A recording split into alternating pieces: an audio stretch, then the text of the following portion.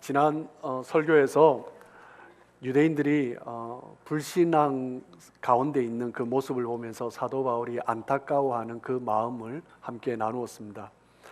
하나님께서 사도 바울을 이방인의 사도로 불러주셔서 사도 바울 자신은 이방인들에게 복음을 전하고 그리고 수많은 이방인들이 돌아오는 것을 경험하는데 막상 동족 유대인들을 생각하며 가슴이 아픈 거죠. 그 구원에 하나님의 그 축복에 그 은혜에 단절된 그 모습을 보면서 바울은 근심하고 고통하고 있는 것을 우리는 볼 수 있습니다. 오늘 본문도 역시 그 구원에 관련된 이야기가 연결되고 있습니다. 잘 아시는 것처럼 유대인은 하나님의 구원의 도구로 선택됐죠. 하나님께서 유대민족을 선택하시고 유대민족을 언약의 백성으로 삼아주셨습니다. 하나님께서는 아브라함을 통하여서 그 민족을 일으키시고 그리고 이삭과 야곱을 통하여서 하나님은 이스라엘 그 민족을 시작하셨습니다. 그리고 요셉으로 하여금 다시 한번 하나님의 백성들이 일어나게 하시고 그리고 수많은 주의 백성들을 통하여서 그리고 다윗을 통하여서 그 씨로 말미암아 그리스도가 오게 하시는 그 일들을 유대민족, 이스라엘 민족을 통해서 이루어 가셨던 것입니다.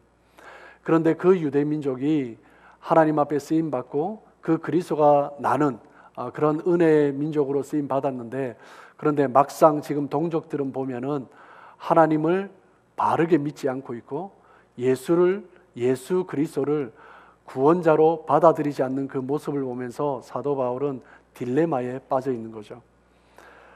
왜 하나님께서는 이스라엘 백성들을 이렇게 내버려 두시는가? 왜 하나님은 선민 이스라엘 백성들을 그렇게 하나님의 은혜의 자리에 멀어지도록 지금 두고 계시는가? 하나님의 계획이 변경된 것인가? 누구보다도 지금 복음을 받아들여야 할 그 백성들이 복음을 거부하고 그리스도를 거부하는 그 모습을 보면서 하나님의 구원의 계획이 실패했는가? 그런 고민들을 하고 있는 것입니다. 만약 하나님의 그 구원의 계획이 실패한 것이 아니라면 하나님 앞에서 기쁨으로 달려갈 수 있겠지만 그런데 유대민족을 향하여서 유대민족을 들어서 하나님의 역사를 이루시는데 그것이 되어가지 않는 모습을 보면서 하나님의 그 구원의 계획이 잘못되었는가 실패하였는가 고민을 하고 있는 거죠. 만약에 그렇다면 이방인들을 향해서 복음을 전하는 자기 자신도 어떻게 될지 모르는 거예요. 하나님의 구원의 계획이 또 변경된다면 내가 지금 이방인들에게 복음을 전하는데 그것이 또한 바뀔 수 있다면 어떻게 내가 복음을 확신하면서 증거할 수 있는가? 사도 바울은 지금 여러 가지 질문을 가지고 하나님 앞에 고민하고 있는 것입니다. 약속이 실패할 수 있고 하나님의 계획이 변경될 수 있다면 하나님은 정말 믿을 만한 분인가? 이런 고민도 하는 거죠. 사도 바울은 하나님의 그 약속의 말씀이 결코 폐하여지지 않았음을 선포하고 있습니다.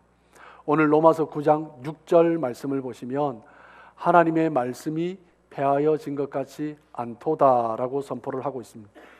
하나님의 말씀은 변경되지 않는 거죠. 하나님은 그 말씀을 지키시고 반드시 이루십니다. 하나님의 말씀은 하나님의 약속은 지금도 유효하다라는 것을 사도 바울은 믿고 있는 것입니다. 우리의 신앙의 기초는 무엇입니까? 하나님이 신실하시다라는 것입니다. 하나님이 신실하시기 때문에 우리의 신앙이 흔들리지 않을 수 있는 거죠. 그런데 하나님이 변개하신다면 하나님의 그 말씀이 변개된다면 어떻게 하나님 앞에서 우리가 신앙하는 그 믿음이 바르게 굳건하게 설 수 있겠습니까? 사도 바울은 지금 그 고민을 하면서 하나님은 결코 변치 않는 분이시다. 하나님의 말씀은 결코 변하지 않는다라고 선포하는 것입니다. 그렇다면 왜 이스라엘 백성들이 지금 유대민족들이 복음을 거부하고 있는가? 거기에 대한 또 고민을 하고 있는 거죠. 그 고민에 대한 답을 우리 로마서 9장 6절 하반절에 이야기하고 있습니다. 이스라엘에게서 난 그들이 다 이스라엘이 아니요. 사도 바울은 이스라엘 민족이라고 다 이스라엘이 아니다라고 이야기합니다.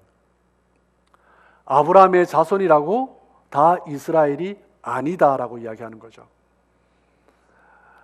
9장 7절 말씀을 보시면 또한 아브라함의 씨가 다 그의 자녀가 아니라 오직 이삭으로부터 난 자라야 내 씨라 불리리라 하셨으니, 아브라함의 자손 중에는 사라로 말미암아 난 이삭도 있고 몸종 하갈로 말미암아 난 이스마엘도 있습니다. 하나님은 이삭을 선택했기 때문에 이삭을 통하여서 하나님의 그 언약을 이루어 가시는 거죠. 이삭의 그 씨가 아브라함의 자손이 되는 것입니다. 아브라함의 자손이지만 이스마엘은 그렇지 않은 것이죠. 하나님의 백성은, 하나님의 선택받은 백성은, 그 이스라엘 민족은 이스라엘이지만 하나님께서 그 언약을 이루시는 선택된 민족 이스라엘로서 그 이스라엘이 다 아닐 수가 있다는 것입니다. 우리는 생각하기를 지금 유대인도 마찬가지죠. 하나님의 선민이다라고 생각을 합니다. 그런데 사도 바울은 그것이 아니다라고 이야기를 하는 거죠. 이스라엘 민족이라고, 이스라엘 나라의 백성이라고 다 하나님께서 말씀하신, 하나님께서 선택하신 언약을 이루는 이스라엘이 아니다라고 이야기하고 있는 것입니다. 로마서 9장 10절입니다. 그뿐 아니라 또한 리브가가 우리 조상 이삭 한 사람으로 말미암아 임신하였는데, 이삭과 리브가를 통하여서 난 아들 중에 모두가 선택받은 것은 아니다라고 말을 하죠. 9장 13절 말씀을 또 보실까요? 기록된 바 내가 야곱은 사랑하고 에서는 미워하였다 하신과 같으니라. 리브가의 아들 에서와 야곱이 있습니다. 그런데 하나님은 야곱은 사랑하였는데 에서는 미워하였다라고 말씀하십니다. 이 말씀은 쉽게 이해가 되지 않는 말씀입니다.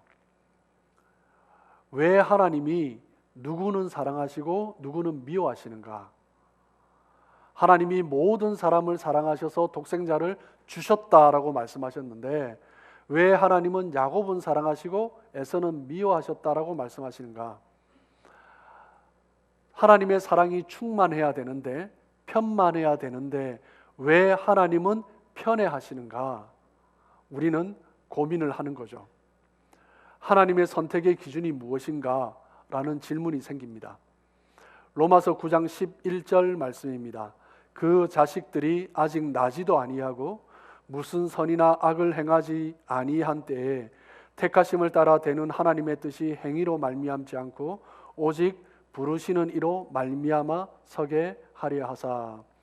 하나님께서 그 자손들이 태어나기도 전에 무슨 선한 일이나 악한 일을 행하기도 전에 하나님께서는 이미 택하신 자, 택하시지 않은 자가 있다라고, 정해져 있다라고 말씀하십니다.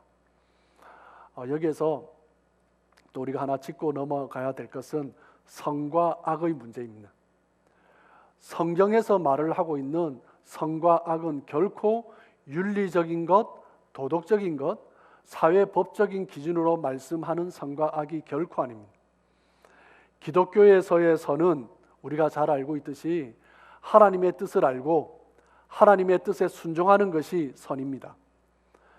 그렇다면 하나님의 뜻을 알지 못하고 하나님의 뜻을 순종하지 않는 것은 악이 되는 거죠.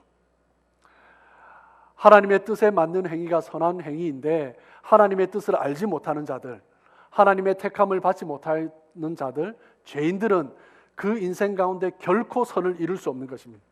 선의 기준은 하나님의 뜻이기 때문입니다.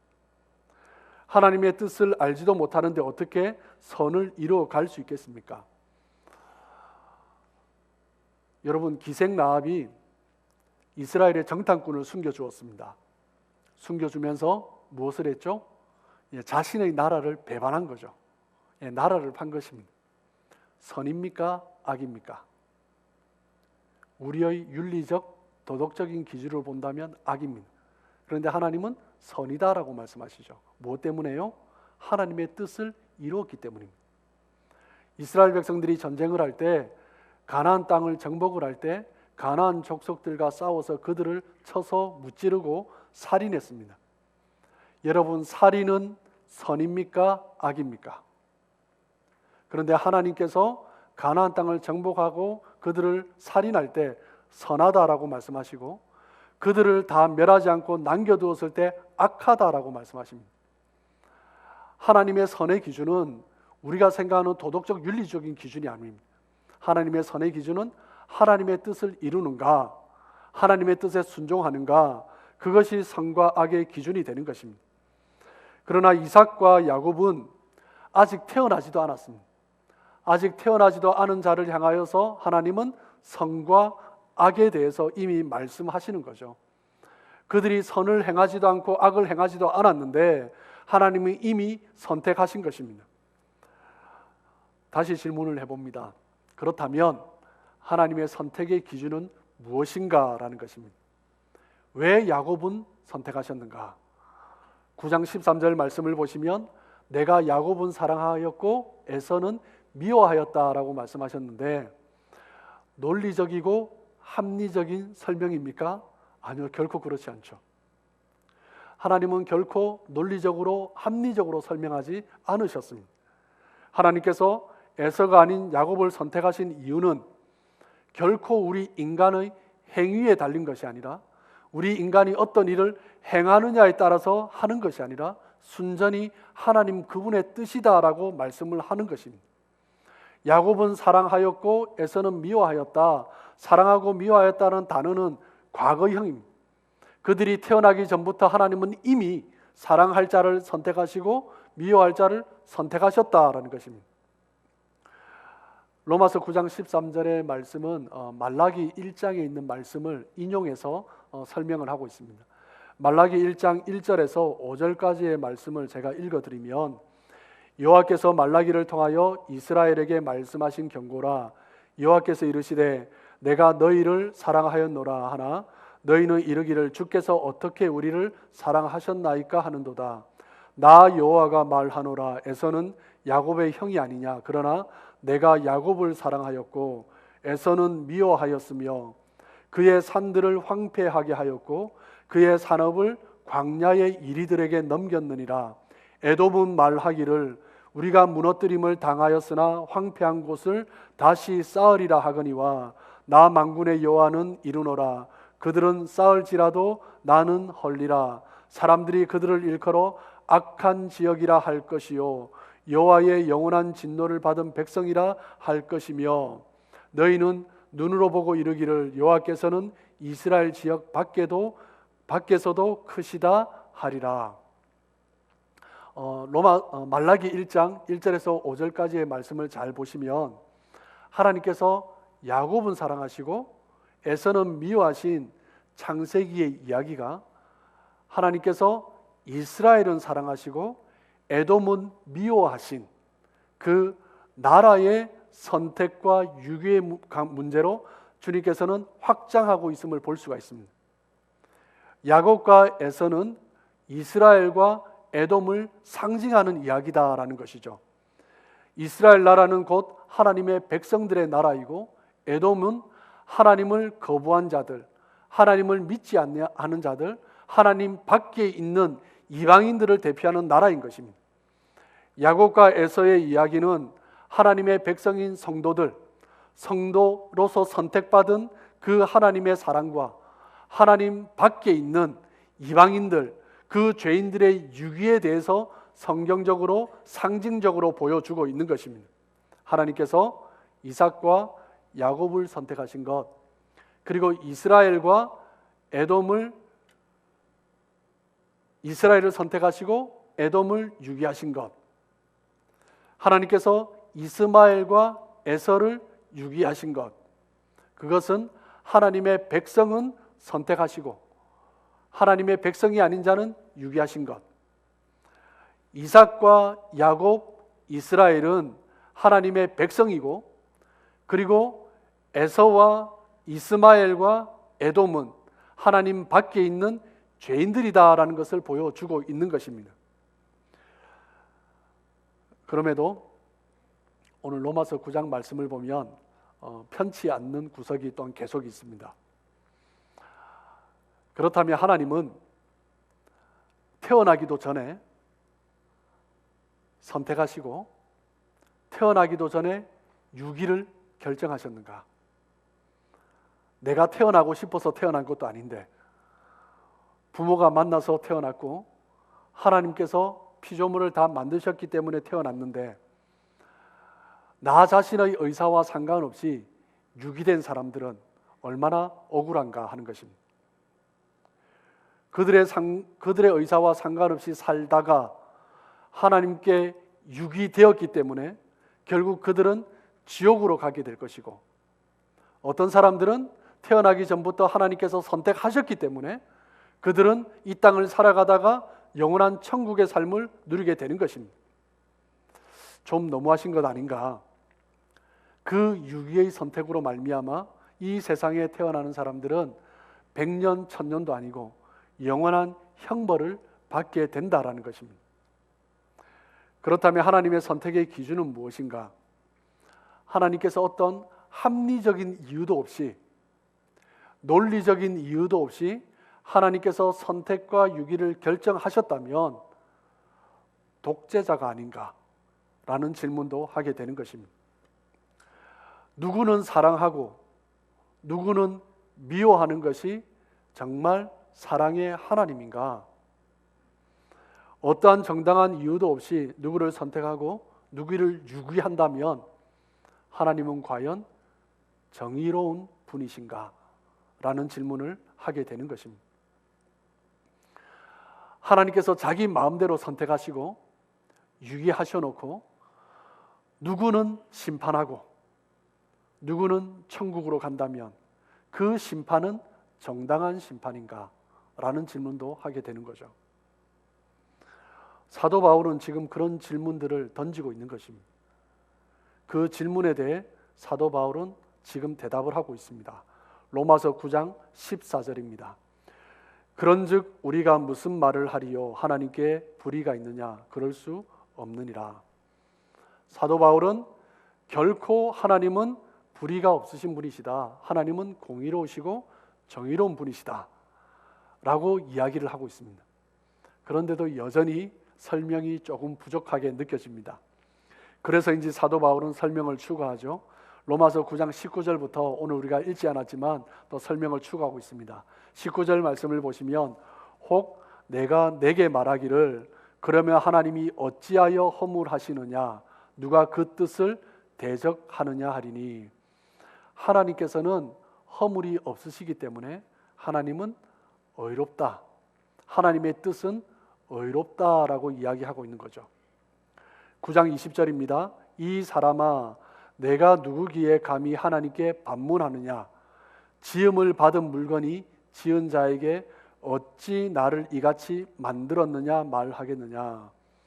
하나님께 지음을 받은 피조물은 감히 하나님께 반문하지 말라라고 말을 합니다. 그런데 추가된 설명인데 이 설명도 조금 억지스러운 것 같은 느낌이 또 들기도 합니다. 사도 바울은 조금 더 이해할 수 있도록 토기장이의 비유를 들어서 또 설명을 하고 있습니다. 9장 21절입니다. 토기장이가 진흙 한 덩이로 하나는 귀히 쓸 그릇을 하나는 천이 쓸 그릇을 만들 권한이 없느냐? 토기장이는 자기가 원하는 그릇을 만들죠. 귀한 그릇을 만들기도 하고 천한 그릇을, 질그릇 같은 그릇을 만들기도 하고, 그리고 마음에 들지 않으면 그릇을 깨기도 하고 그렇게 하는 거죠. 로마서 9장 22절입니다. 만일 하나님이 그의 진노를 보시고 그의 능력을 알게 하고자 하사 멸하기로 준비된 진노의 그릇을 오래 참으심으로 관용하시고, 23절 또한 영광 받기로 예비하신 바 긍휼의 그릇에 대하여 그 영광의 풍성함을 알게 하고자 하셨을지라도 무슨 말을 하리요? 로마서 9장 22절 23절에서는 두 가지 그릇을 말을 하고 있습니다. 첫 번째는 진노의 그릇, 두 번째는 긍휼의 그릇입니다. 진노의 그릇은 무엇을 의미합니까? 택함 받지 않은 자들을 이야기하고 있는 것입니다. 그릇을 만들었지만 토기장이가 마음에 들지 않으면 버릴 수도 있다라는 거죠. 하나님의 주권에 대해서 말을 하고 있습니다. 택하지 않으심, 버리심, 유기하심에 대해서는 이 부분도 굉장히 중요한 부분이죠. 이 부분에 대해서는 다음 설교 시간에 같이 나누도록 하겠습니다. 오늘 본문에서는 오늘은 택하심, 예정하심에 대해서 조금 더 집중해서 나누길 원합니다. 하나님께서 택하신 자들을 긍휼의 그릇이다라고 말씀합니다. 즉 택하신 자들은 하나님의 긍휼을 받도록 예비된 자들이다라는 거죠.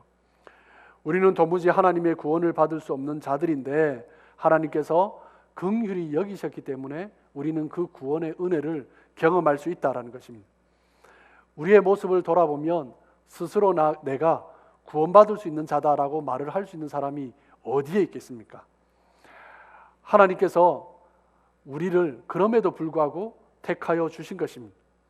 하나님의 구원은 결코 인간의 노력이나 인간의 행위로 말미암아 어떤 인간의 모습에 근거하지 않으시고 오직 그 하나님의 택하심의 근거에서 구원을 결정하시는 것입니다. 아브라함이 99세 때에 도무지 불가능한 하나님의 약속을 이루어 주실 것이다 라는 하나님의 약속을 받았습니다. 하나님의 그 후손을 주시겠다 말씀하신 거죠. 99세 때에 어떻게 그 후손이 나오겠습니까? 이삭이 도무지 인간적으로 바라볼 때는 태어날 수 없는 그 지경의 때에 하나님에 의해 하나님께서 준비하시고 하나님께서 낳게 하시고 그리고 하나님께서 생존케 하신 것입니다. 이삭은 그 하나님의 은혜의 산물인 거죠. 이스마엘과 이삭이 태어난 후에 하나님께서 그 둘 중에 한 사람을 선택하신 것이 아니라 하나님께서는 이삭과 이스마엘이 태어나기 전부터 이미 하나님은 누구를 선택할지 결정을 하셨다라는 것입니다. 그렇게 야곱이 태어나기도 전에 하나님의 사랑을 받는 자가 되었다라는 것은 같은 뱃속에 있지만 그 삶이 완전히 다른 사람이 되었다라는 것을 보여주는 것입니다.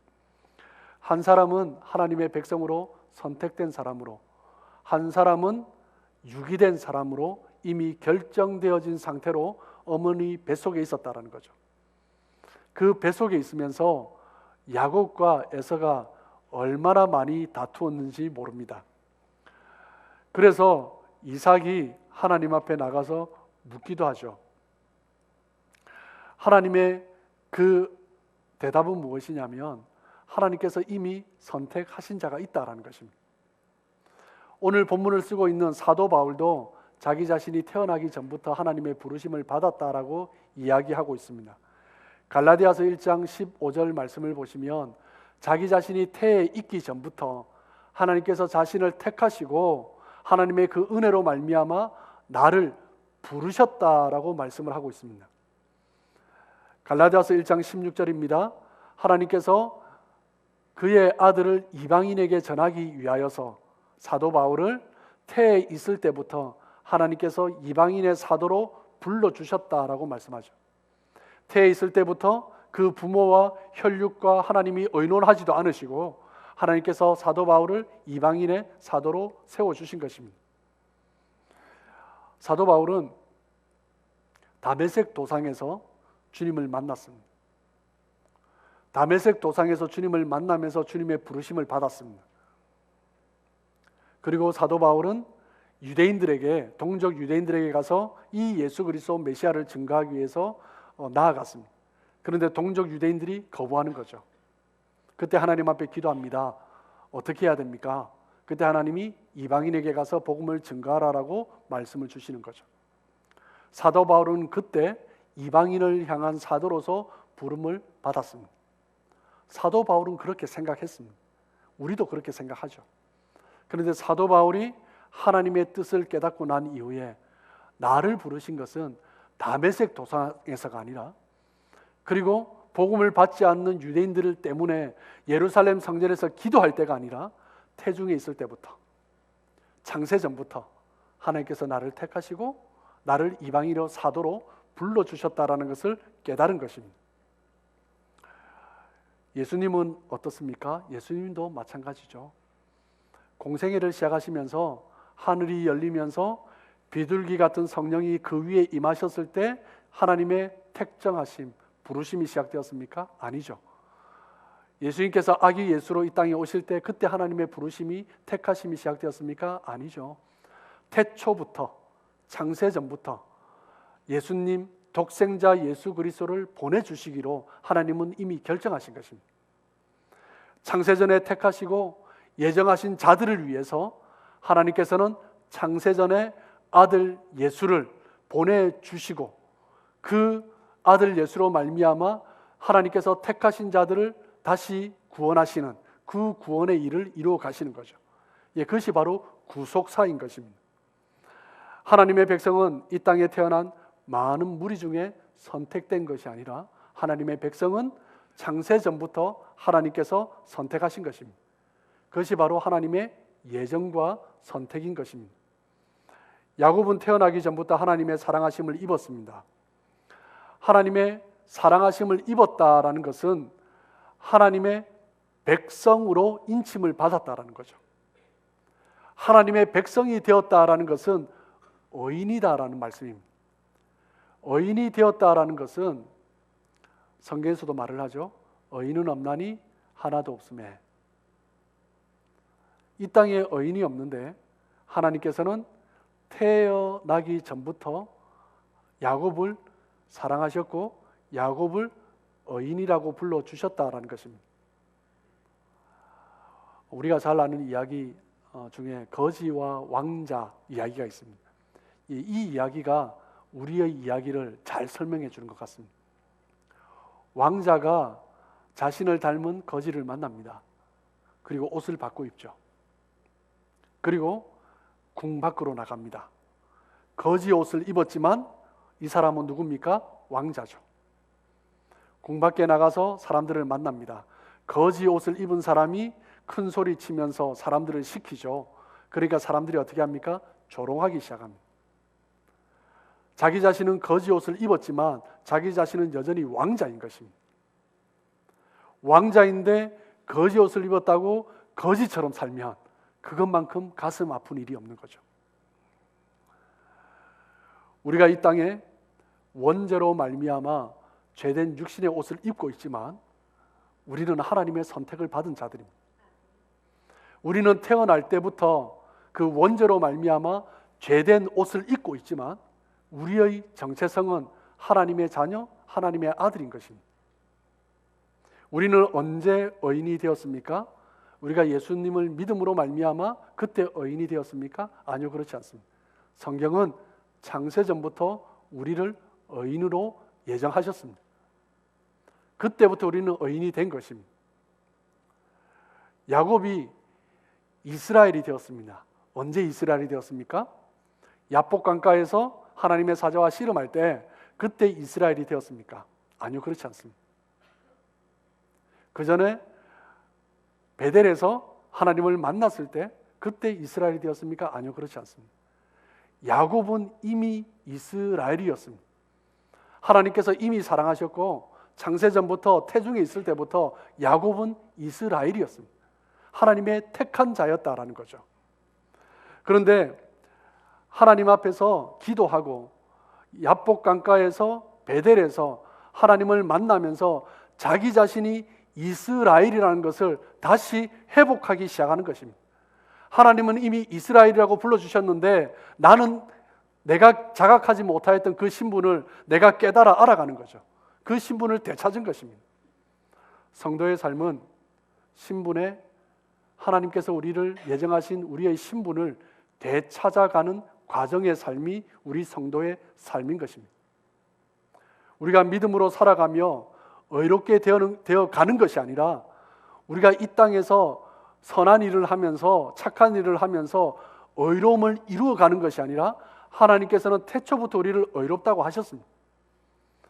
우리가 이 땅에 믿음의 삶을 살아가면서 하나님이 나를 얼마나 귀하게 여기시는지 존귀하게 여기시는지 그것을 자각하면서 내가 의로운 자라는 것을 다시 찾아가는 것이 우리 그리스도인의 삶이고 성화의 삶인 것입니다. 믿음은 눈에 보이지 않는 것입니다.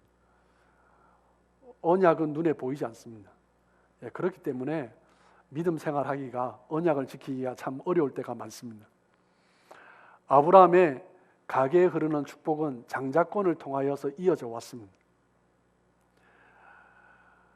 그래서 야곱은 그 축복을 받기 위하여서 형 에서에게 팥죽 한 그릇을 주면서 장자권을 달라라고 하죠.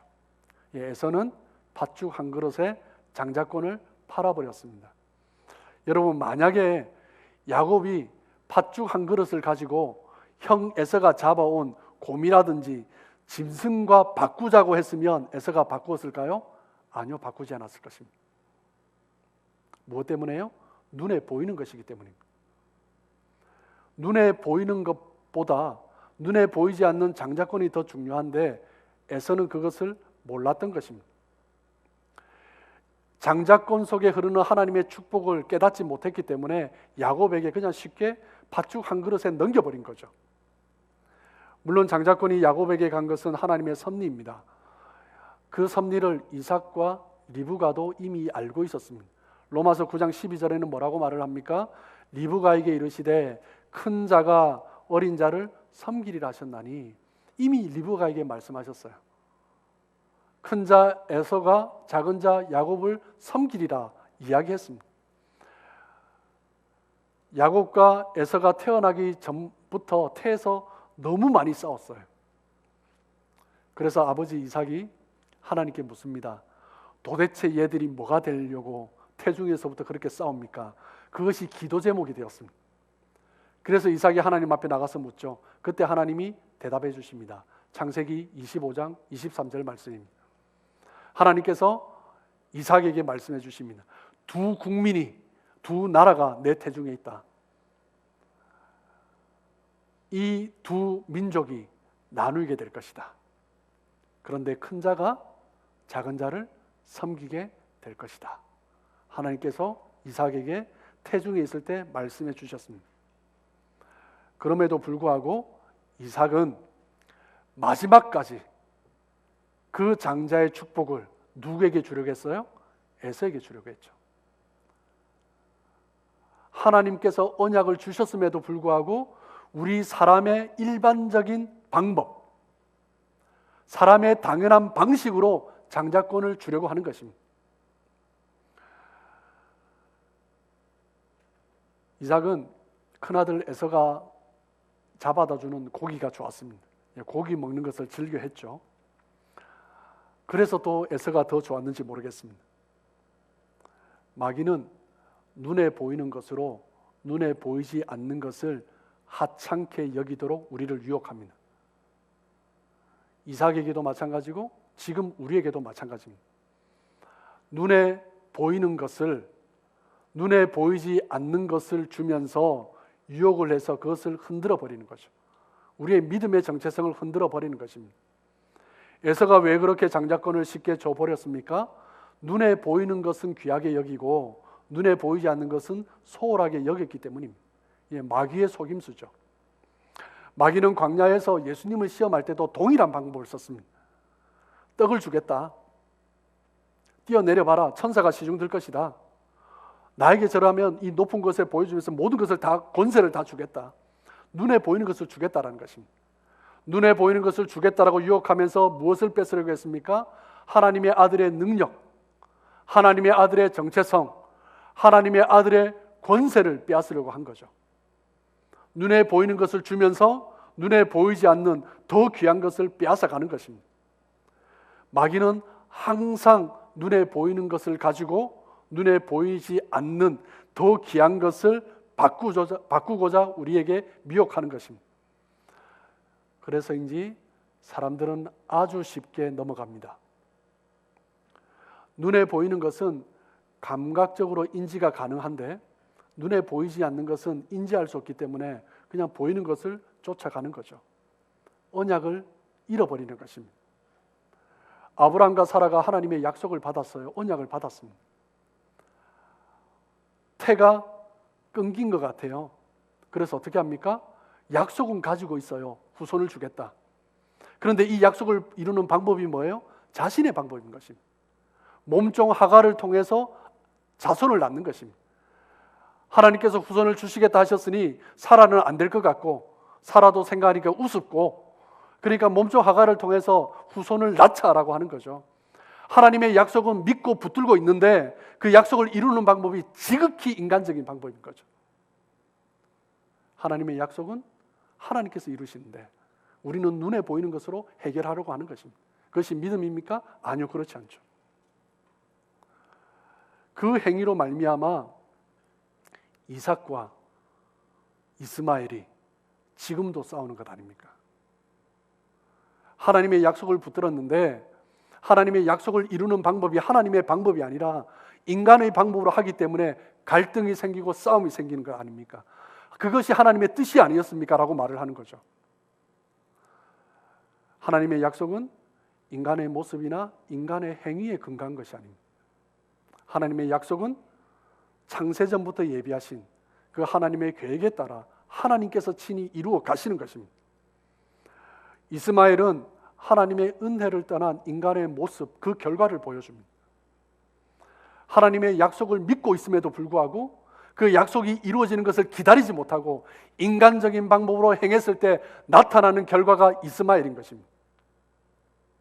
이삭은 하나님의 약속, 하나님의 그 언약이 하나님의 은혜로만 이루어진다라는 것을 보여주는 결과물인 것입니다. 에서는 인간의 노력을 상징하고 야곱은 하나님의 약속을 상징하는 것입니다. 인간의 행위와 하나님의 은혜로 대표되는 이스마엘과 이삭이 충돌합니다. 인간의 노력과 하나님의 약속을 상징하는 에서와 야곱이 싸웁니다. 끊임없이 싸우는 거죠. 이삭이 태어났을 때 이스마엘이 18살 소년이었습니다. 그 형과 그 동생이 감히 상대가 되겠습니까? 안 되죠. 주변을 돌아보면 세상의 방법이 더 강력해 보입니다. 그런데 결국 하나님은 이삭을 통해서 민족을 세우시고 결국 이스마엘은 광야로 쫓겨나게 되는 것입니다. 에서에 비하면 야곱은 너무나 초라하고 보잘것없는 남자로 보입니다. 그럼에도 불구하고 결국 하나님은 야곱에게 장자권을 주시고 야곱을 통하여서 그 언약의 백성들을 세워 가시는 것입니다. 하나님의 백성은 누구입니까? 약속을 받은 자들입니다. 그 하나님의 약속은 창세 전부터 주어진 것입니다. 우리에게 계획하셨고 우리를 통해서 이루어 가시는 것입니다. 하나님의 백성의 삶은 하나님의 약속을 회복해 가는 과정입니다.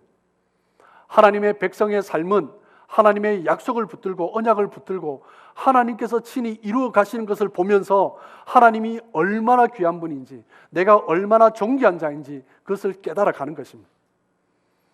우리가 하나님의 백성으로 세워지는 것은 결코 인간의 어떤 노력과 열심으로 행위로 이루어지는 것이 아닙니다. 하나님의 백성은 하나님의 예정하심과 하나님의 택하심과 십자가의 그 보혈로 말미암아 그 은혜로 말미암아 회복해 됨으로 세워지는 것입니다. 여러분, 우리는 이 세상 사람들이 아닙니다. 하나님의 사람들입니다. 하나님의 사람은 하나님의 택함을 받고 하나님의 예정하심을 따라 하나님께서 이끌어 가십니다. 하나님을 믿지만, 하나님의 약속을 믿지만 얼마나 자주 세상 사람들처럼 세상 사람들의 방법과 행위로 그 약속을 이루어 가려고 하는 어리석음이 우리 가운데 있습니까? 우리는 원래부터 세상 사람이 아닙니다. 그런데 세상의 방법으로 살아가서는 안 되는 거죠. 태중에서부터, 아니 창세전부터 하나님의 백성으로 우리는 부름받은 자들이고 하나님의 사랑을 입은 자들입니다. 그렇기 때문에 하나님의 예정하심을 입은 우리들은 결코 인간적인 노력으로 일을 이루어가는 것이 아니라 하나님께서 친히 이루어 가시는 것을 보는 거죠. 하나님께서 친히 이루어 가시는 것을 보는 것이 우리의 믿음의 과정이고 성화의 과정인 것입니다.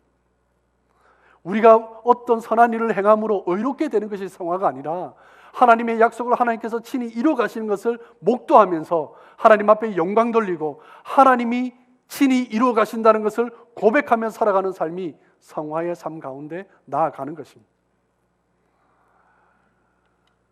때로는 우리가 어떤 인간적인 실수를 한다고 할지라도 결코 하나님의 언약이, 하나님의 약속이 소멸되는 것도 아닙니다. 하나님은 우리를 예정하셨기 때문에, 우리를 택하셨기 때문에 그것을 반드시 이루십니다. 하지만 때로는 우리의 연약함 때문에 쓸데없는 갈등과 싸움이 있을 수는 있습니다. 이삭과 이스마엘이, 야곱과 에서가 그러한 것처럼. 하지만 하나님의 약속은, 하나님의 언약은 반드시 이루어갈 것입니다. 하나님께서 반드시 이루어 가신다는 것을 믿음으로 고백하고, 그 하나님의 택하심에 감사하고, 하나님께서 이루어 가시는 그 놀라운 일들을 기대하면서 또 살아가시는 저와 여러분들 되시길 주님의 이름으로 축복합니다.